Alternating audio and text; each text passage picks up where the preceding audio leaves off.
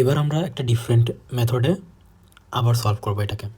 মেথডটা হচ্ছে ব্যাসের প্রান্তবিন্দু নির্ণয় করে বৃত্তের সমীকরণ নির্ণয় করা। সূত্রটা হচ্ছে ওকে, তাহলে আমাদের বৃত্তের সমীকরণটা হচ্ছে এই সূত্র দিয়ে আমরা বের করতে পারবো।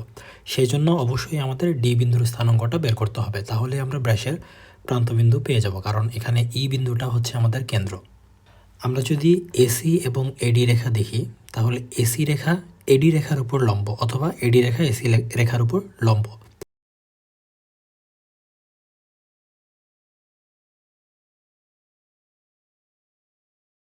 তাহলে এসি রেখার ঢাল ইন্টু এডি রেখার ঢাল করলে আমরা -1 পাবো।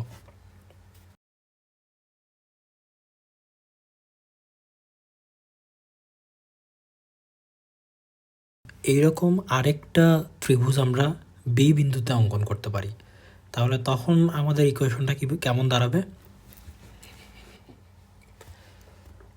ওকে, এবার এই সেম কাজটা আমরা সিবিডি এই ত্রিভুজের জন্য যদি করি, তাহলে আমরা আবার লিখতে পারি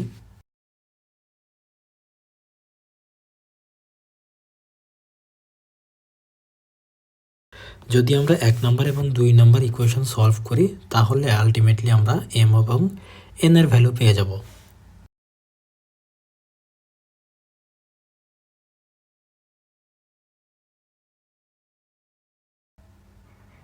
বৃত্তের প্রান্তবিন্দুর এই সমীকরণে আমরা যদি ভ্যালুগুলো বসাই দিই, অর্থাৎ সি এবং ডি এই বিন্দু দুটোর ভ্যালু যদি বসাই দিই, তাহলেই আমরা বৃত্তের সমীকরণ পেয়ে যাব। তাহলে আমরা এখানে পাচ্ছি ডি বিন্দুটা হচ্ছে